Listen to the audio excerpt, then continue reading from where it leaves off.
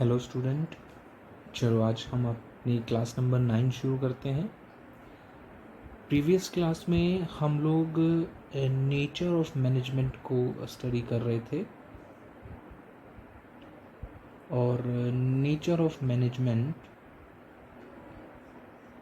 आप उसको पार्ट 1 बोल सकते हैं। ये पार्ट 2 है जहाँ पे हम लोग एक और नेचर देखेंगे। वहाँ पे मैनेजमेंट एज अ साइंस हमने देखा था और उसके कुछ साइंस के जो फीचर्स हैं उसको मैच करके देखा था कि वो मैनेजमेंट के साथ मैच होते हैं या नहीं होते हैं।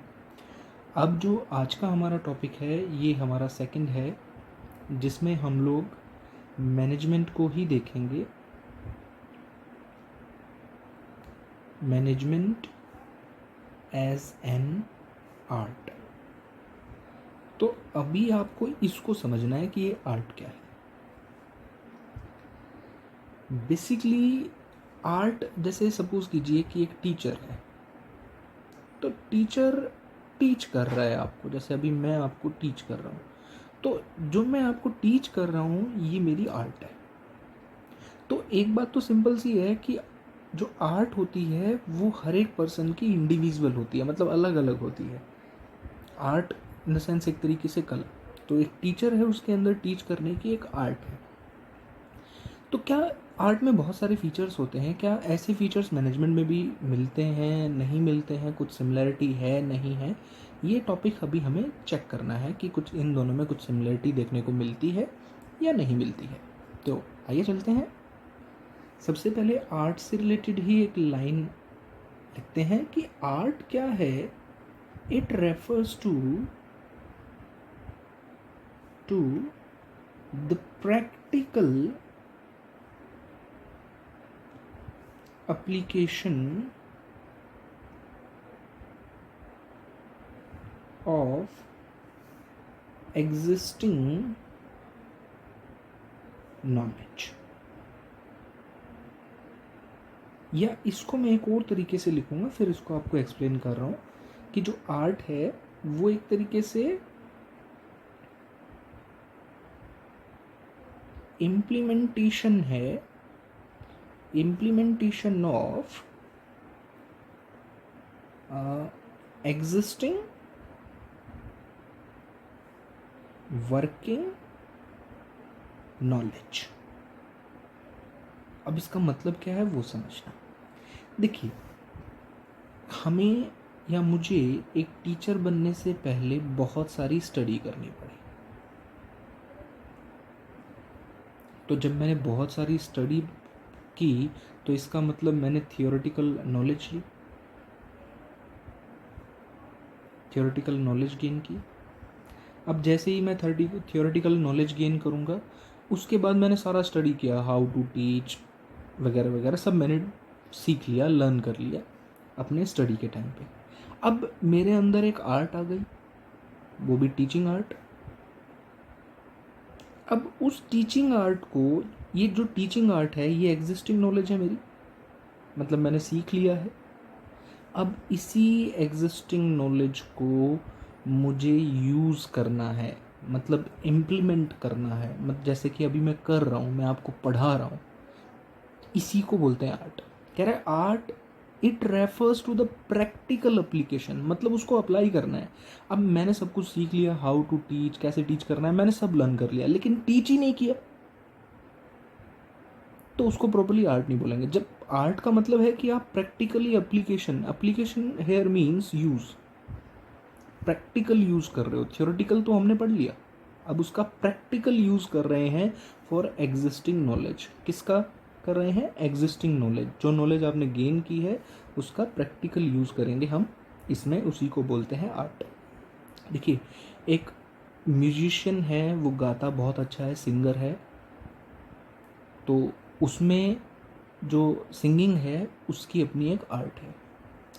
मान लीजिए कोई बहुत अच्छे जो है शू बनाता है, या जो शादियों में हम जूती पहनते हैं वो बनाता है, कुछ भी XYZ हम लोग मान सकते हैं। तो ये सारी हमारे आर्ट्स के ही एग्जाम्पल हैं। तो अभी जो चीज़ें मैंने आपको बताई हैं कि इसमें थियोरेटिकल नॉलेज होती है और इसमें इंडिविजुअल डिफरेंसेस भी देखे जाते हैं, और साथ ही साथ एक और चीज़ है कि बेस्ड होती है ये चीज़ ऑन प्रैक्टिस एंड क्रिएटिविटी। अब इसका मतलब क्या है समझना।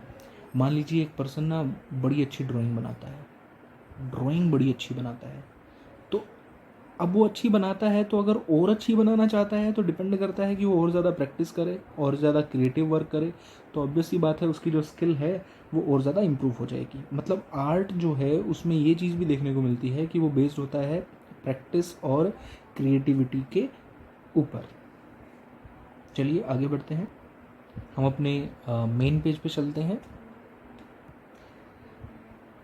देखिए मैनेजमेंट एज एन आर्ट, तो आर्ट के कुछ फीचर्स मैंने लिखे हुए हैं यहाँ पे। एग्जिस्टेंस ऑफ थियोरेटिकल नॉलेज, कि आर्ट में आपको सारी चीज़ें सीखनी होती हैं, समझनी होती हैं, उसकी एक थियोरेटिकल नॉलेज आपको लेनी होती है, फिर उसको अप्लाई करना होता है। पर्सनलाइज्ड एप्लीकेशन, मतलब यहाँ इंडिविजुअल डिफरेंसेस होते हैं, सब टीचर एक जैसे नहीं होते, ठीक है।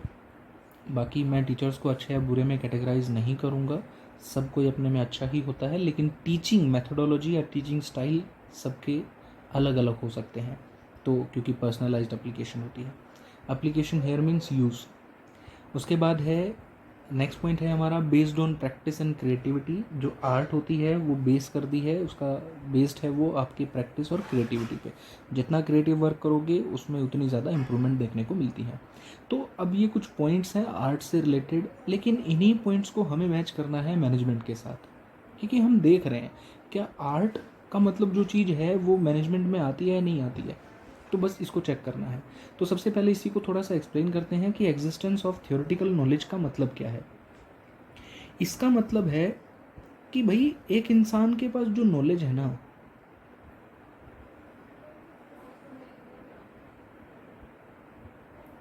उसके बेसिस पे one can understand how a particular work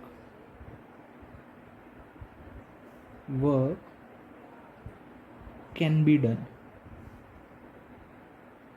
मतलब यहाँ से एग्जिस्टेंस ऑफ थियोरेटिकल नॉलेज का मतलब है कि नॉलेज जो है वो किसी भी एक पर्सन को इस काबिल बनाती है कि वो वर्क को कर पाए। मतलब knowledge one can understand how a particular work can be done. मतलब यहाँ नॉलेज का मतलब क्या है हमारे लिए कि एक पर्सन की वो अंडरस्टैंडिंग जिसके बेसिस पे वो किसी पर्टिकुलर वर्क को कर पाता है। तो क्या ये चीज़ हमें मैनेजमेंट में देखने को मिलती है? तो बिल्कुल देखने को मिलती है। अभी मैं जब आपको सारी चीज़ें पढ़ा रहा हूँ कि भाई मैनेजमेंट में 5 स्टेप होते हैं, प्लानिंग होता है फर्स्ट ऑफ ऑल, फिर ऑर्गेनाइजिंग होता है, फिर आपका नेक्स्ट स्टाफिंग होता है, स्टाफिंग के बाद डायरेक्टिंग होता है, डायरेक्टिंग के बाद लास्ट में कंट्रोलिंग होता है। तो ये सारे स्टेप्स जो मैं आपको पढ़ा रहा हूँ तो ये इसकी थ्योरेटिकल नॉलेज ही तो है। बाद में इसको आप अप्लाई करेंगे जब कोई बिज़नेस ओपन करेंगे या बिज़नेस में आगे कुछ ग्रोथ करेंगे, तो उसके लिए आप प्रॉपरली प्लान करेंगे, ऑर्गेनाइज करेंगे, स्टाफिंग करेंगे, तो सारे स्टेप्स करेंगे। अब ये नाम से तो बहुत छोटे छोटे स्टेप्स लग रहे हैं, लेकिन ये अपने आप में पूरा एक बिगर कॉन्सेप्ट है, अपने आप में पूरे एक चैप्टर बनते हैं ये। और हायर लेवल पे तो काफ़ी डेप्थ में ये चीज़ें आ जाती हैं कि प्लानिंग कैसे करेंगे, ऑर्गेनाइजिंग कैसे करेंगे, स्टाफिंग कैसे करेंगे, डायरेक्टिंग कैसे करेंगे। तो ये सारी चीज़ें थ्योरेटिकल नॉलेज हैं। मैनेजमेंट की अपनी एक बुक्स हैं, तो उन बुक्स के बेसिस पे ही आप थ्योरेटिकल नॉलेज को गेन करते हैं। तो जो चीज़ आर्ट में है कि थ्योरेटिकल नॉलेज के बेसिस पे ही एक पर्टिकुलर वर्क करना इंसान सीखता है, हमने भी टीचिंग करना सीखा है, तभी तो हमारे अंदर ये आर्ट आई है। ऐसे ही मैनेजमेंट में भी आपको थ्योरेटिकल नॉलेज को ही गेन करना होता है, तभी आप बिज़नेस को अच्छे से मैनेज कर पाओगे। मतलब एक अच्छे मैनेजर आप तभी बन सकते हो जब आपने मैनेजमेंट का थ्योरेटिकल नॉलेज ली होगी, अदरवाइज़ नहीं बन सकते। चलिए नेक्स्ट पॉइंट पे चलते हैं, पर्सनलाइज्ड एप्लीकेशन। यहाँ पे पर्सनलाइज्ड एप्लीकेशन का मतलब क्या है कि जो नॉलेज है, जब मैं नॉलेज वर्ड लिख रहा हूँ तो इसका मतलब थ्योरेटिकल नॉलेज से ही है मेरा। तो नॉलेज जो है वो डिफ़र करती है, आप डिफ़र को वेरीज भी लिख सकते हो, फ्रॉम पर्सन टू पर्सन। अच्छा ये पता कैसे चला मुझे कि इसका मतलब यही है? बेटा जब भी पर्सनल वर्ड आ जाए, अक्सर हम बोलते हैं ना, कभी एक बच्चा दूसरे बच्चे को बोलता है कोई चीज़ अगर उसे पता लगानी है तो कहता है कि ये मेरी पर्सनल है, मैं इसमें आपको नहीं बता सकता। तो पर्सनल मतलब इंडिविजुअल की बात हो रही है कि सिर्फ एक पर्सन टू पर्सन जो है अलग अलग चीज़ें। तो डिफ़र मतलब individual. Knowledge differs from person to person, मतलब जो ये थ्योरेटिकल नॉलेज है ये सभी पर्सन्स में अलग अलग रहेगी। आप सोचिए, एक क्लासरूम में जब पढ़ाया जाता है तो वहाँ पे एक टीचर से जो बच्चे नॉलेज गेन कर रहे हैं तो वो नॉलेज सभी बच्चों में एक सेम क्वांटिटी में गेन नहीं हो रही, तो वहाँ पे इंडिविजुअल डिफरेंसेस देखने को मिलते हैं। कोई बच्चा कॉन्सेप्ट को किसी सेंस में समझ रहा है, कोई किसी और सेंस में समझ रहा है, कोई 100% समझ रहा है, कोई 80% समझ रहा है। तो ये डिफरेंसेस हैं। तो ऐसे ही मैनेजमेंट में है, जब आपकी स्टडी हो रही है, जब आप थ्योरेटिकल नॉलेज गेन कर रहे हैं मैनेजमेंट के रिगार्डिंग, तो उस टाइम पे भी जितनी भी आर्ट आपके अंदर आएगी उसमें डिफरेंसेस देखने को मिलेंगे। अगर एक्स वाई और जेड 3 पर्सन हैं जो टीचिंग कोर्स कर रहे हैं तो तीनों में इंडिविजुअल डिफरेंसेस आपको देखने को मिलेंगे। तीनों का टीचिंग स्टाइल भी अलग होगा। हालांकि उनको टीच करने वाला जो टीचर है या उनको ट्रेन करने वाला जो टीचर है वो सेम है, फिर भी इनमें इंडिविजुअल डिफरेंसेस आपको देखने को मिलेंगे। मतलब जो आर्ट होती है वो इंडिविजुअल यानी कि पर्सनलाइज्ड एप्लीकेशन है, यानी कि हर एक पर्सन की आर्ट दूसरे पर्सन से बिल्कुल अलग होती है। 100% अलग नहीं होगी तो 10% 20% मतलब कुछ ना कुछ तो डिफरेंस मिलेगा ही। दो ड्राइंग करने वाले पर्सन हैं तो दोनों की ड्राइंग्स बिल्कुल सिमिलर नहीं हो सकती।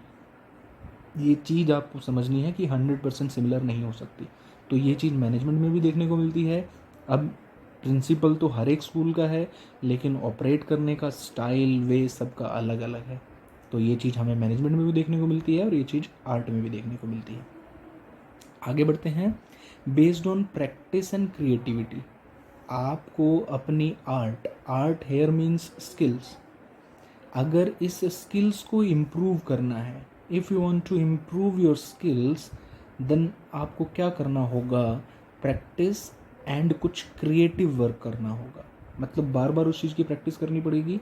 या अभी ये चैप्टर ही हम पता नहीं कितने बारी पढ़ा चुके हैं, लेकिन जैसे ही नेक्स्ट टाइम पढ़ाते हैं इसमें कुछ ना कुछ नया हमें देखने को मिलता है। तो ऐसे ही है, based on practice and creativity. जितनी ज़्यादा प्रैक्टिस करोगे उतनी ज़्यादा आपकी आर्ट मीन्स स्किल्स जो हैं वो इम्प्रूव होंगे। यही चीज़ मैनेजमेंट में है।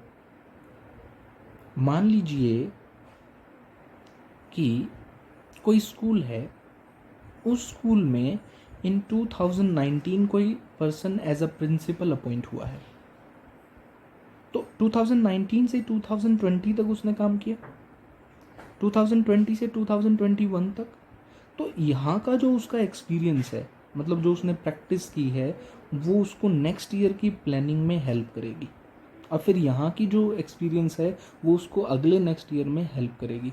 और हो सकता है अगर ये किसी नेक्स्ट स्कूल में चला जाए, किसी और स्कूल में चला जाए, इसको लीव कर दे, तो यहाँ का एक्सपीरियंस उसके आगे की चीज़ों में काम आएगा।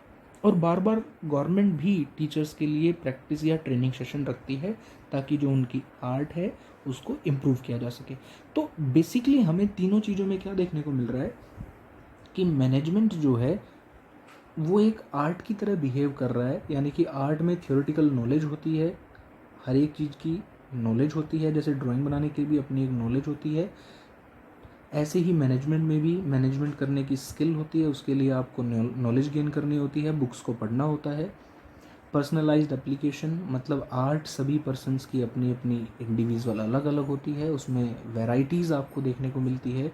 ऐसे ही मैनेजमेंट स्किल्स में भी यहाँ आप लिख सकते हैं कि जो पर्सन्स की मैनेजमेंट स्किल्स हैं उसमें भी इंडिविजुअल डिफरेंसेस आपको देखने को मिलते हैं। सभी पर्सन का management style means here arts जो है वो सिमिलर नहीं हो सकती, ये चीज़ आपको समझनी है। और last point, based on practice and creativity. तो ये है हमारा based on practice and creativity.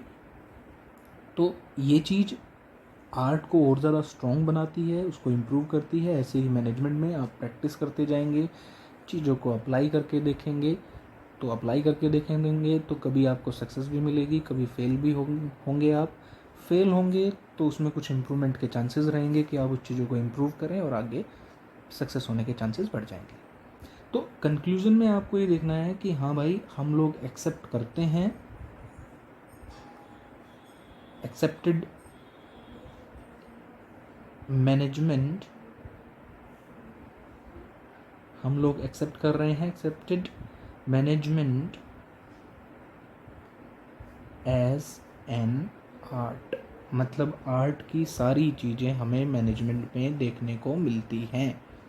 तो आप बोल सकते हैं कि मैनेजमेंट एक आर्ट की तरह है, लेकिन मैनेजमेंट एक साइंस की तरह नहीं था। वो मैंने आपको बताया था कि मैनेजमेंट साइंस की तरह नहीं था। ये मैंने बताया था क्योंकि इसके जो रूल्स हैं वो बहुत ज़्यादा स्ट्रिक्ट थे, लेकिन जो मैनेजमेंट के रूल्स होते हैं वो बहुत ज़्यादा स्ट्रिक्ट या रिजिड नहीं होते, काफ़ी लाइट होते हैं। उसमें चेंज होता है क्योंकि वो ह्यूमन बिहेवियर के साथ डील करते हैं मैनेजमेंट।